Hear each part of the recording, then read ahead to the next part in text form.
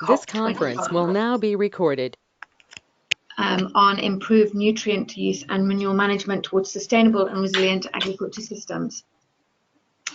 My name is Victoria Hatton. I'm a senior analyst with the Ministry for Primary Industries in New Zealand, and I'm currently one of the co-chairs of the Agriculture Initiative.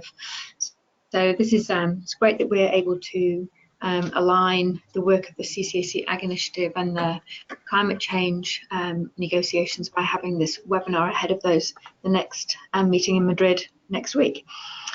So just a little bit of background around the CCAC Agriculture Initiative and what we've been trying to do over the last 12 to 18 months. So reducing agriculture emissions of short-lived climate pollutants like methane and black carbon is really important if we're going to keep the world to below 1.5 degrees Celsius warming by the end of the century. We all know that agriculture and forestry are responsible for 24% of all greenhouse gas that are emitted worldwide, and roughly 40% of global black carbon emissions come from the agriculture and forestry sector as well. So the Coalition's Agriculture Initiative is supporting countries that are raising ambition and identifying ways that early movers can influence others to act. To enhance NDC ambitions, NDCs are nationally determined contributions, and over the last 12 months, the Coalition has been trying to raise awareness about actions that can be taken now within the NDCs to strengthen national coordination. We've been concentrating on providing tools, building capacity in countries to identify increasingly ambitious action, which include policies and targets as well. We've also been looking at the potential to unlock finance for scale-up, and part of our strategy has been gathering evidence that will enable financing for large-scale climate impact. Today's webinar will focus on improved nutrient use and manure management towards sustainable and resilient agriculture systems in advance of the COP25 Coronaview Joint Work on Agriculture technical workshop, which will take place next Tuesday and Wednesday in Madrid. As part of its strategy, the CCAC Agriculture Initiative has been working on livestock and manure management, and we have a short but productive history in this space, which you'll hear some information from Toon Verlinge from Wageningen, and basically our work in this space started in 2014 when the Agriculture Initiative funded a livestock and manure management component, which was a project led by Wageningen Livestock Research in collaboration with FAO and regional centres including CATIA in Latin America, ILRI in Africa, and SEI in Asia. And I won't take too much away from Toon and what he might present, but the project was really successful and established a manure knowledge kiosk that is still live, and potentially after a result of this webinar we may think about how we might sort of start using that again as a practical tool and knowledge hub. So I'm hoping that we've got all of our panel members on board. We've got 3 speakers today. We have got Dong Honmin, who's a professor and Deputy Director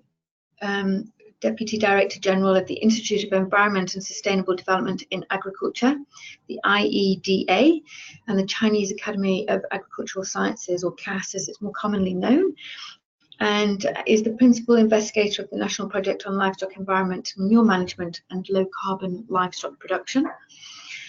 We have Tony van der Weerden, who's a senior scientist at Ag Research in New Zealand.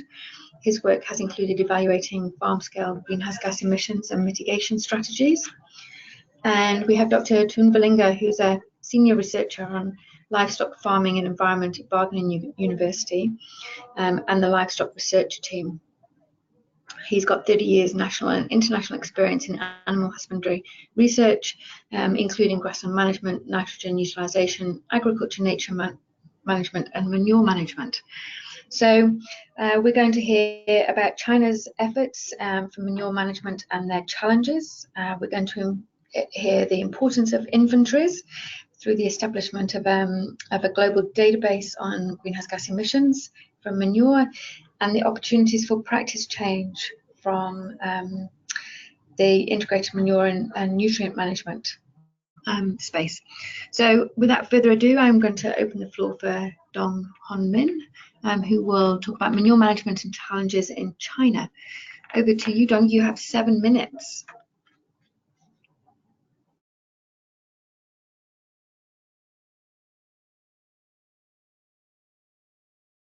You may want to unmute your microphone.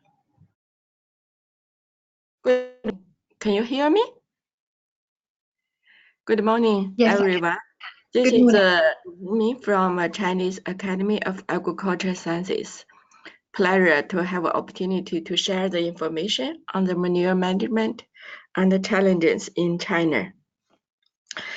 As you all know, China provides the food for 1/5 of the world population with only 9% of the arable land, around 50% of the pigs, 1/3 of the poultry, 1/5 of sheep, and 1/10 of the dairy was produced in China. In the last 50 years, livestock production have been booming development. Dairy increased 24 times and pigs increased 20 times. And the production has changed from backyard to the entire production system. With a huge population, the total manure production is around 3.8 billion tons of the manure. Nitrogen and phosphorus production was around 7.4 and 1.6 million tons. And the intensive production contribute about 35% and household shared 65%. To promote manure utilization and control the pollutions, China has taken a series of actions. We released 2 policies or the regulations on the manure utilization to promote utilization for energy and the fertilization, to encourage integration of the crop production and livestock production. China government has spent 20 billion RMB to support the manure management, such as to support the major livestock product counties to construct the facilities and encourage use organic fertilization to replace a chemical fertilizer in cash crops such as the fruit, vegetable, and the tea. We also provide subsidy for the farmers to purchase the manure equipment. CAS has developed 7 typical models for manure treatment and the utilization, including the full manure collection and land application, professional biogas, composting, high-res manure fermentation, recycling, traced wastewater to the stand to discharge the wastewater. Those are some successful projects in their operations. With the effort of government, institutions, and the farmers, manure utilization rate has been reached more than 70% in the last year. Land application dominates the use of the solid and liquid manure. However, China faces the challenges because of the small-scale cropping farming cannot meet the requirement of the manure land application of large-scale livestock productions. The average cultivated area per crop farming is only 5 mu. That means the maximum capacity for the manure land application is less than 15 pigs per farm.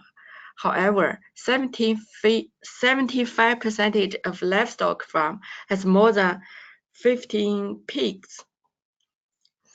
So China is exploring professional third-party service system, try to link livestock farm and cropping farm through social service.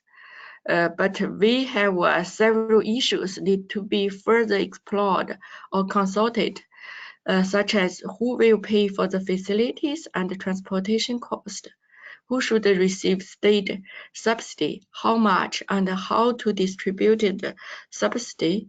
Right now, we have 3 different models for the household and the small farmers. We try cooperatives. Government invest in transportation equipment, farmers construct manure storage facility, and the village responsible for operation of a collection and the application cooperatives.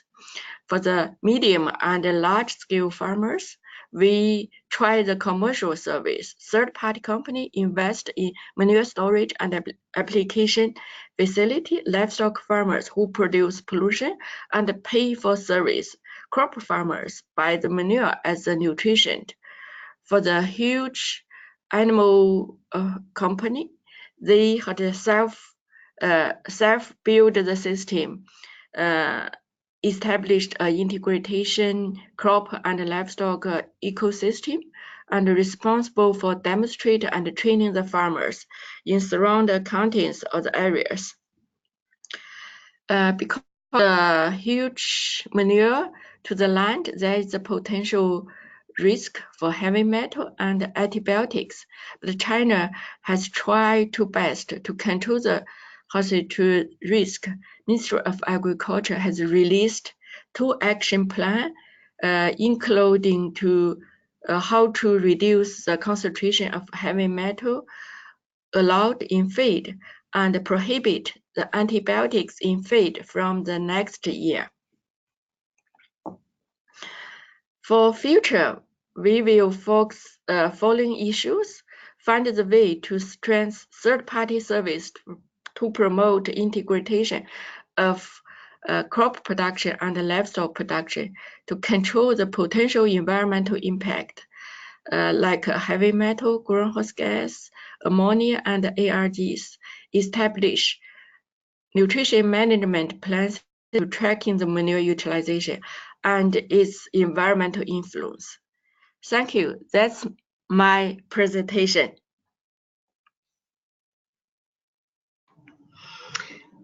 Thank you, Dongmin. That was great, and thank you for keeping well to time.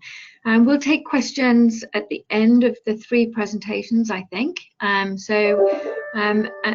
But you can also use the GoToMeeting app to send a question through to the Secretariat, who can add it to a list as well as we go on. But if you can hold questions till after the final presentation, that would be great. So moving on to Tony van der Weyden, who is going to put a spotlight on Dataman, which is a global database for improving national GHG inventories for manure management. Thanks so much, Tony. Over to you. Yeah, thanks, Victoria. Can you hear me okay? Absolutely. Okay, and you can see the slide, the image is coming up. Yes. Just want to check, it's hard to know. Perfect. Okay, good. Right, so as Victoria said, I'm going to be speaking about Dataman. Dataman is a global research alliance project funded through the New Zealand government. That's aimed at improving national greenhouse gas inventories for manure management. And when I say manure management, I'm talking ammonia emissions, methane emissions, and nitrous oxide emissions from housing, storage, and land application of manures, as well as from grazing animals on pasture. So it's also the dung and urine deposited directly by grazing. Oops, just want to make sure this goes. Yep, right. Okay, so the impact, what we're looking for in terms of impact from this project is really having people having access to the most up-to-date knowledge on managing manure greenhouse gas emissions. And we're achieving this through 4 key objectives. The first is to develop a publicly accessible greenhouse gas database, and that's a massive undertaking at the moment, collating data from parts of the world. We will then use that data to look at relationships between key variables and the emission factors. So we want to identify what are the key drivers of these emissions, and that's going to improve our understanding of emissions as well as improving our inventories. From that, we'll be able to assess mitigation options. We'll be able to identify those, and then at the end of the day, provide guidelines for countries on how to improve their inventories. The key output, I guess, is really providing improved decision-making for both policymakers and on-farm practice for how to reduce and manage greenhouse gas emissions from manures. The publicly available database, we've got that being constructed at the moment. It's under development, but it's going to look like this, where scientists would be able to upload data, and then there is a quality control aspect to this, ensuring that the data meets a particular specific requirement and can be uploaded, and then people would be able to download this later for analysis. The project is it's led by New Zealand, but has various partners around the world. That's including Chile, where the GRA have sponsored through a Learn Fellowship a postdoc based in Chile, as well as some European countries and Australia being involved.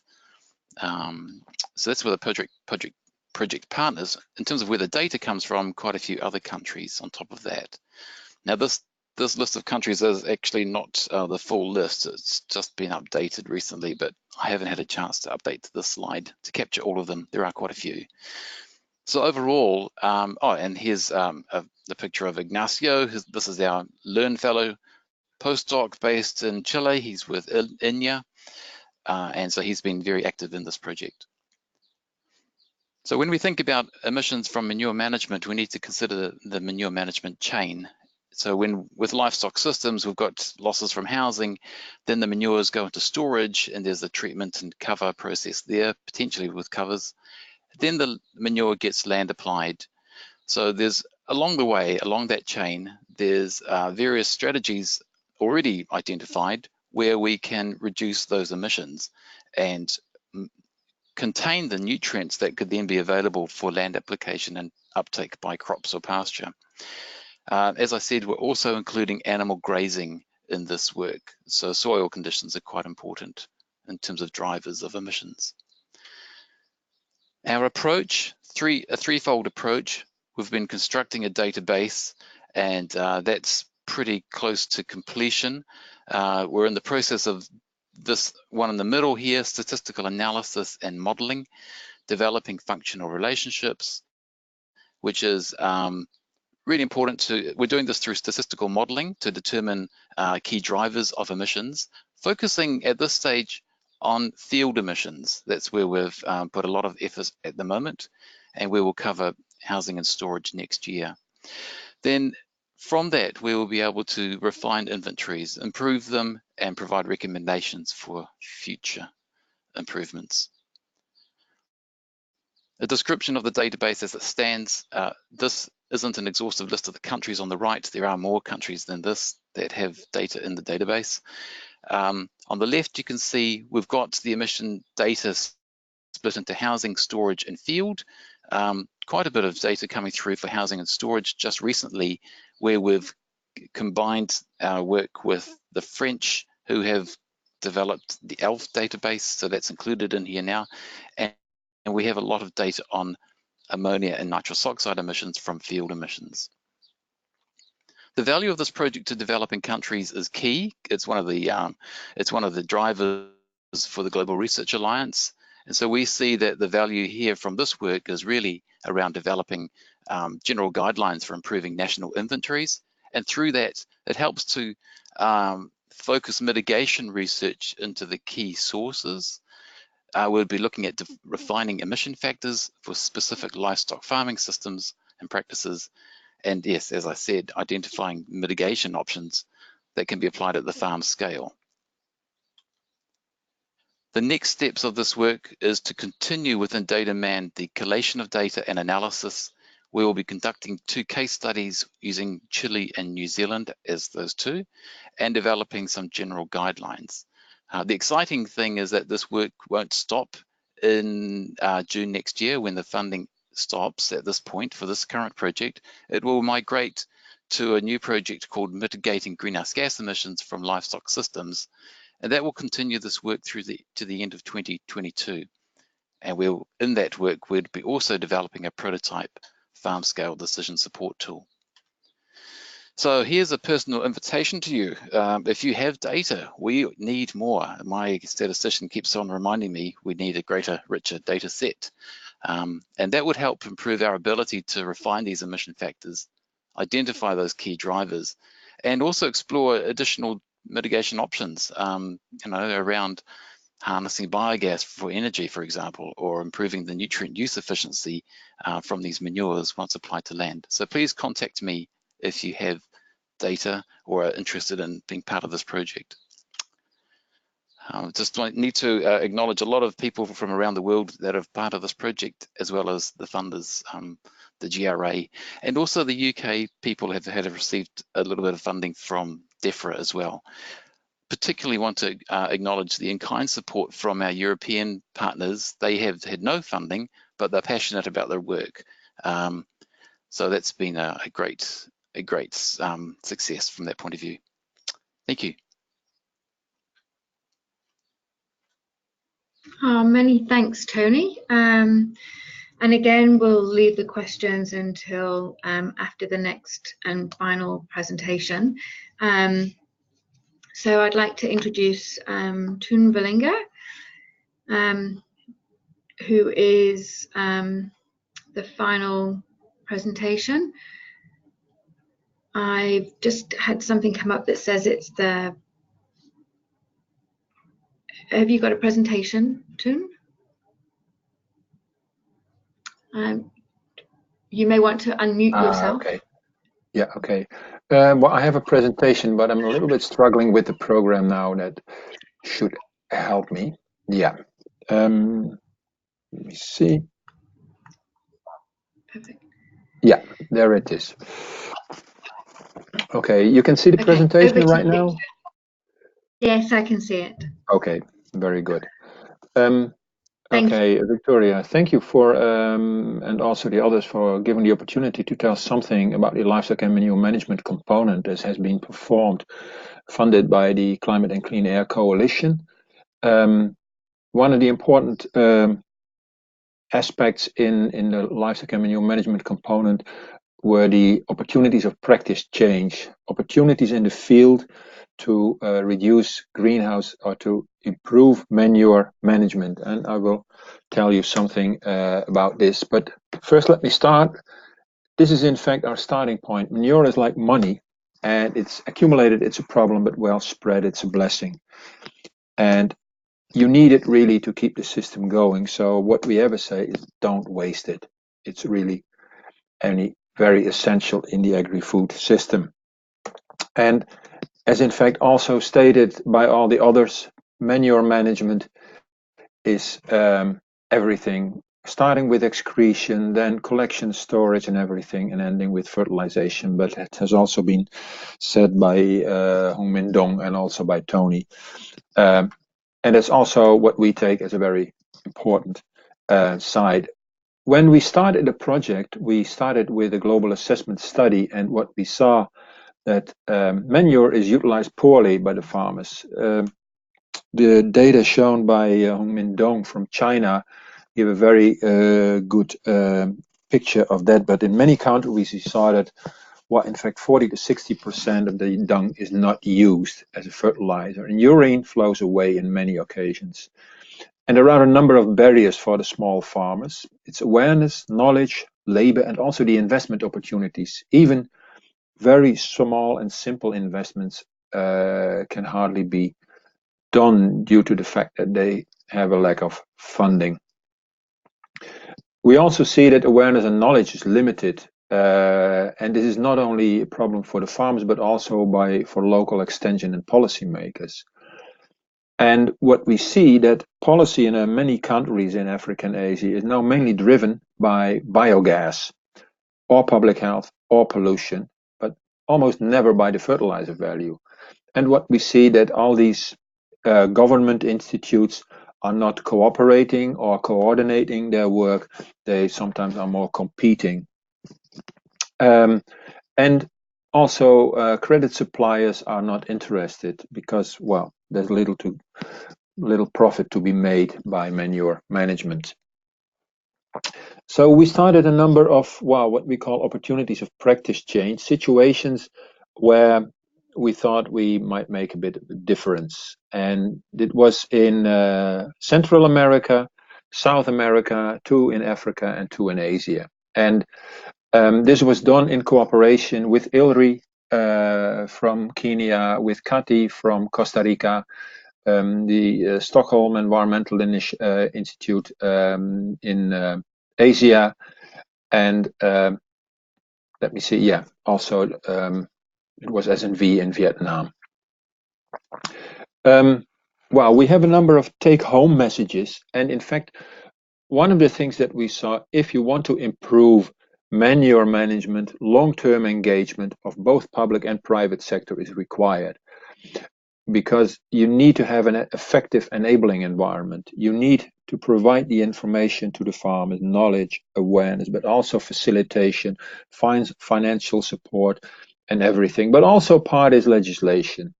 And it's best to do this while using existing framework. So not coming with a new structure, but using the existing structures. They are already there. And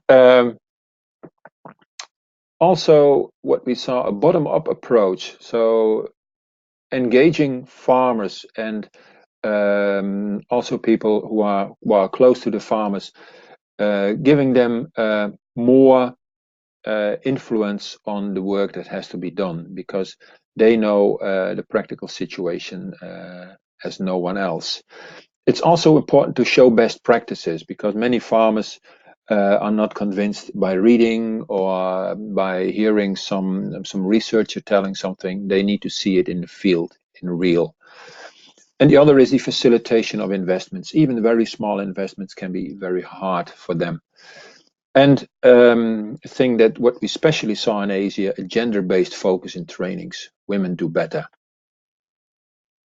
And another is indeed long-term monitoring, reporting and verification, and follow-up in the projects and programs. So it's long-term work.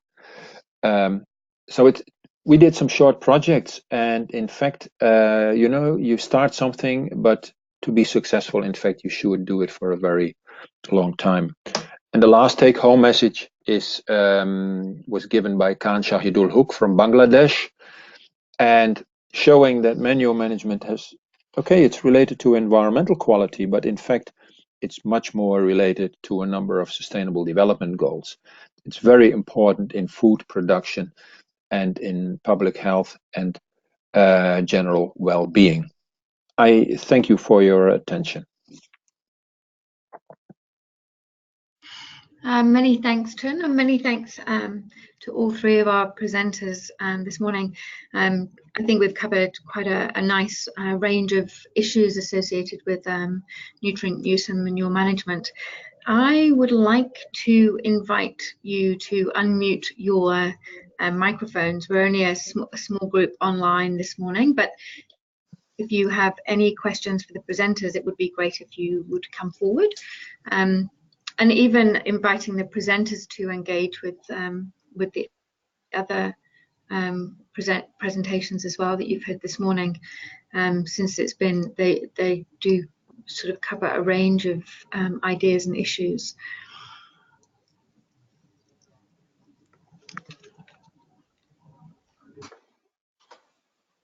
Yes, hello, good morning. Good morning. Søren Petersen from Denmark. So it was Thank you very much for these nice presentations. I had a couple of questions coming out of that. One question for dung in China. I was curious to know what is the management of digestates from biogas treatment. I see that currently about 20% of manure is digested in China. Is this also recycled for field application, or is it considered a waste product?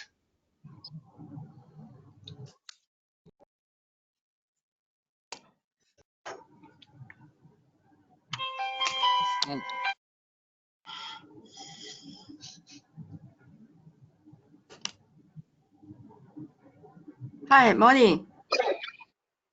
Morning. Hi, Peterson. Thank you for your question. I think right now, for the biogas digester is one of the choice for the manure treatment.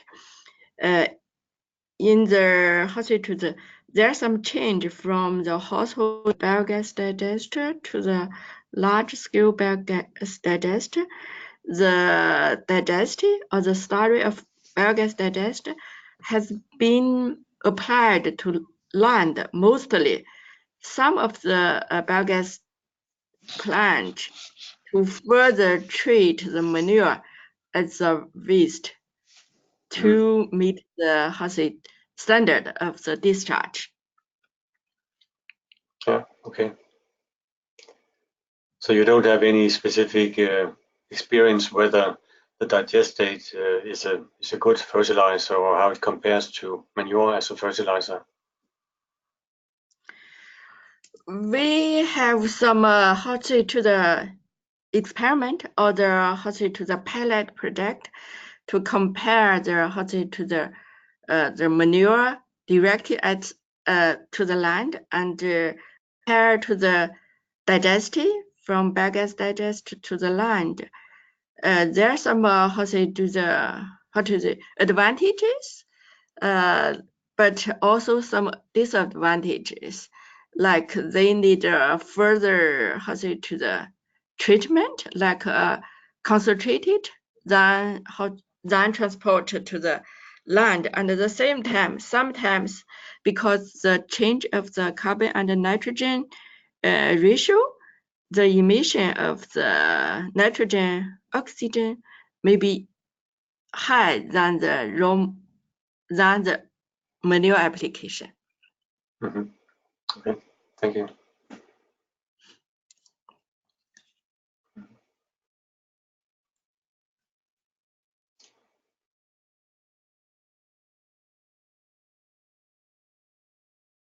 This is Nene. Thank you. I'd like to thank all of the speakers for really fabulous presentations. And just to mention, Tony, that if you haven't been in touch with some of our CG centers, we do have some data on manure management emission factors. My question is, are there geographic patterns in manure management for nutrient use related to urban centers? Do we have either urban pollution policies or transportation ease and facilities, or other, I'm thinking specifically of developing countries now, but other factors in urban areas that might require different patterns compared to more remote areas? Thank you.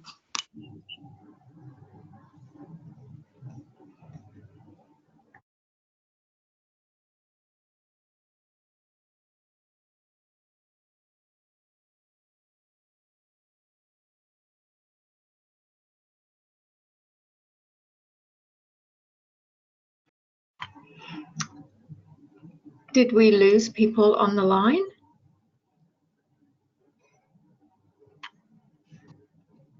Still have me. I think that question was directed to Tony. I've just tried to unmute him. Hopefully he's connected. Oh, was it? Sorry, I wasn't. I hadn't picked that up. So the question is, do we have do we have data for urban areas and Sorry, practices to Yeah, actually, I'm sorry to interrupt. It was not necessarily directed to Tony, it was to everybody. And the question was, if we think about manure management patterns in urban versus rural, or peri-urban areas versus more rural areas, can we start to distinguish between enabling conditions? That's really the question. Okay, Dan Vellinger here. Can I respond to that? I've been studying also manure management in relation to livestock systems and etc. And I also have a number of set of data that I would like to share with Tony. But what we also saw, and I think that's a pattern that you also see, Leni, is that around the largest cities, you see concentrations of livestock coming up. Landless dairy farmers having half a hectare of land and, well, growing from 2 cows to 20 cows and buying feed from everywhere and not utilizing the manure. So there is a certain pattern to be seen in relation to the livestock sector development. It would be good also to enter those relationships into the database. And I would like to add something also to the question of Søren about the use of the digestate. What I saw in Kenya and Ethiopia, that is that if people have a small biodigester, the manure becomes a liquid product, and for them it's harder to manage compared to the solid manure. So we saw a higher frequency of discharge of this liquid manure, this liquid digestate. Okay, that's too bad. It is, yes, indeed. Well, you use some of the energy, which is a big gain, but you lose the nutrients.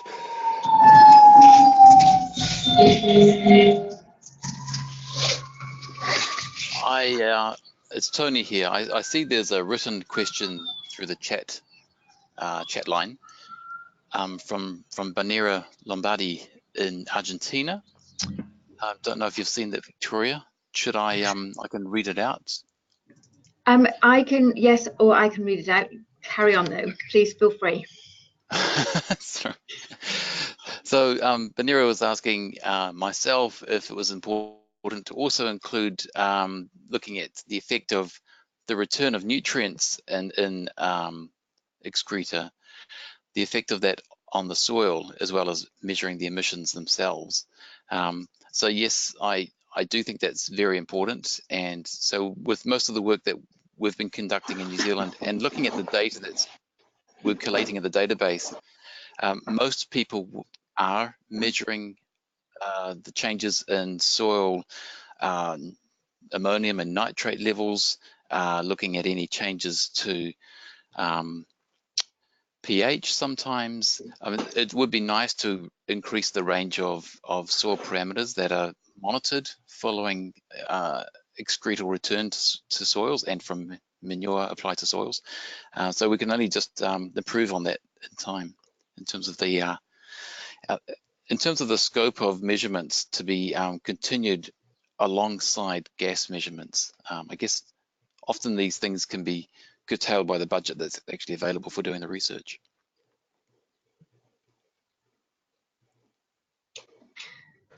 Thanks, Tony, for reading the question and for answering it. Can I open the floor up again to anybody else to ask a question?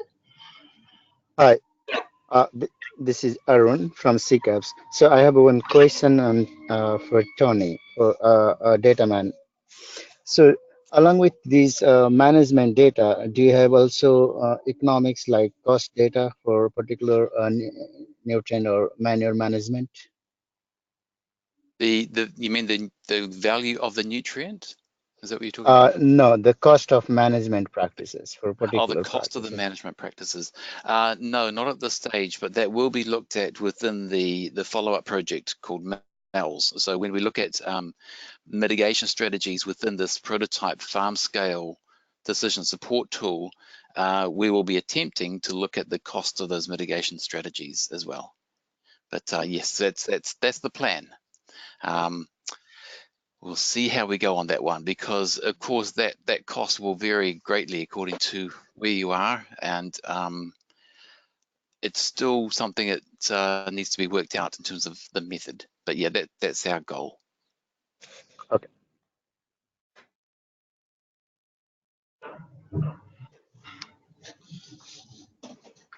I had Søren Petersen here. I had an additional question for Tony. You indicated in your presentation that you were hoping to improve inventories, and I was curious about the inventory for methane. If you can see already now some ways that you can improve or change the estimation of methane emissions from manure management over what is currently done in the IPCC methodology, specifically the distinction between in-house storage and outdoor storage, where there could be a difference in temperature, for example, that is currently difficult to describe in great detail, and which is something that the farmers could change by management. Yeah, thanks, Søren, and hi, hello. Hi. It's something that we haven't got to yet. We've been focusing on the field-based emissions for the analysis. It's something we'll be looking at next year in terms of the housing and storage emissions, to see what we could identify as key drivers and potential improvements to how we might develop or refine an emission factor for those sources. So we have Barbara Amon involved in the project, and she's got quite a bit of experience in that space, which is great. So yes, that's still to be looked at next year. Good question. It's also something I've been discussing with Toyn at some point earlier, and we have some indications from colleagues in Denmark that as much as 40% of the degradable organic matter could be lost in pig production systems before the manure gets to the biogas plant, and so there seems to be a potential for improving management that could improve the greenhouse gas balance considerably for this type of production systems.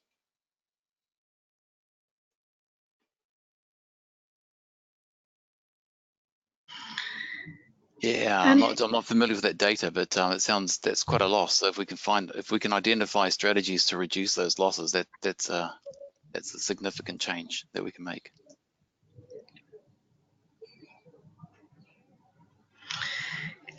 Can I ask a question? This is Victoria, to all of you, and it's about sort of anything else that you feel that needs to be done to link the science with policy, given that the 2019 special report on climate change and land acknowledged that fertilizer management and in croplands and improved manure management and livestock were two practices which would contribute to mitigating climate change. What are the next steps for sort of moving beyond the science and getting a real sort of shift in impact from a policy perspective? Is this something that the CCAC Ag initiative can help with? Is there or is it already well covered? Well, Teun Vellinga here. Well, in fact, if I look at the experience that we had in the livestock and manure management component, well, I also showed it in some of the key messages that as CCAC, you could stress on the importance of engagement of governments, of public bodies in helping to improve manure management and doing this in long-term programs. So not in short-term projects, but really in long-term programs, enabling farmers to improve their manure management. That's my experience from the projects that we have done. And also by providing them information and facilitating them in doing investments. And I think the CCAC is a very good body to do this. Thanks, Chen. My thoughts are around having funding available to really work at the ground level in terms of extension. So those sort of projects that Thurn's been speaking of in these, I guess, in these developing countries, it would be interesting to know the impact that they have had, and seeing if there's potential for increasing that type of activity, because it's really, learning through doing, extension of concepts, working together with the local people. That's where big gains can be made, and drawing on the data that may be coming out of these 3 different projects to help provide some steering. It's not the be all and end all at all. It's a combination of this type of analysis, but also working on it at the ground level with locals to determine what works for them and what they have found works, so that those concepts can be extended to others.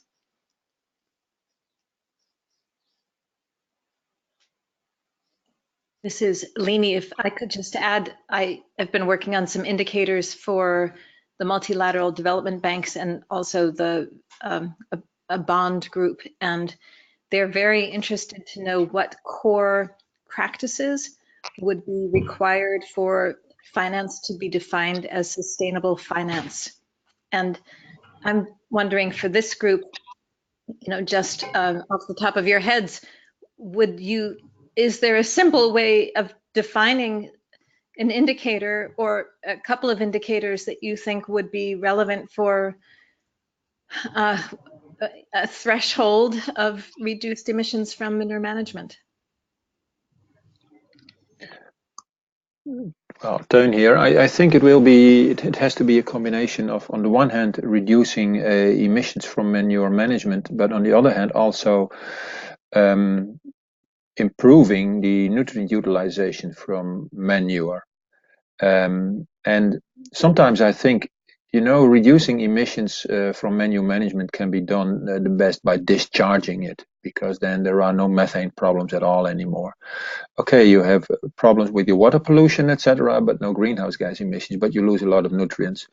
If you want to utilize the manure, you have to store it, which means that there is a risk of emissions, or nitrous oxide or methane, and there are ways to reduce it. But we also have to look from the point of view that we need to store manure and also urine as very important sources of nutrients. And one of the basic things, and that's also what we saw in our CCAPS project in Indonesia, and I also saw it a lot in Africa, is the first thing is that people must be able to store it in a proper way.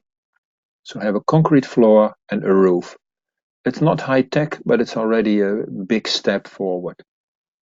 And it should not be that costly to do it, and indeed work on the ground, as Tony also said.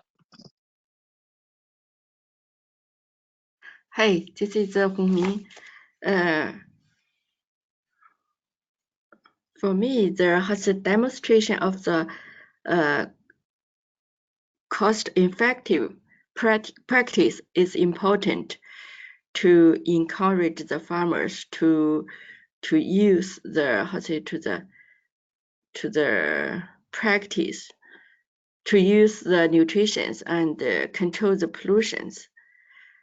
And at the same time, investment for those practices is important, because the manure is a valuable material, but it's not like a gas, has electricity, or the coal. It's need to handled, then could be used.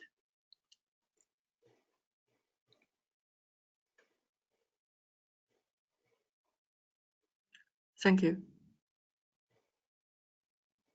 Yeah, thanks everyone.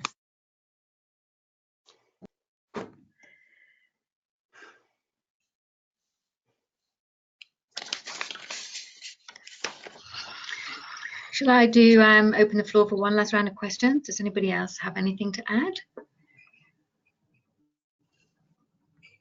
I've got a query for Chun. I just wanted to know if your work is continuing, and do you do a sort of a full circle? Do you go back to look at how the differences that have been made? Just curious. No, thank you, Tony, for the question. But the work is not continued, so we're not going back to those places. Although, incidentally, we're now going back to Bangladesh, and we will meet Khan Shahidul Haq to see, also to inform about the progress on the project. But that's not in a structured way. And that's indeed also one of the problems that I saw with the livestock and manure management component, that it's a short action, you know, for 2, 3, 4 years maybe, and then it stops. Whereas in fact, this should be a kind of never-ending story.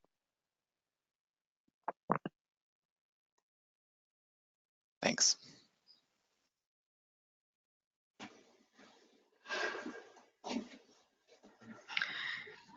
I guess Chun and Tony, this is the problem, isn't it, with research and science funding? It's very cyclical and often short term, and when it's done, it's done. That's right. Yes, indeed. But this is now about realizing things in practice, which is also a responsibility of public and private organizations, and they should take their responsibility. And I think CCAC could also, how do you say it, well, stress on this responsibility.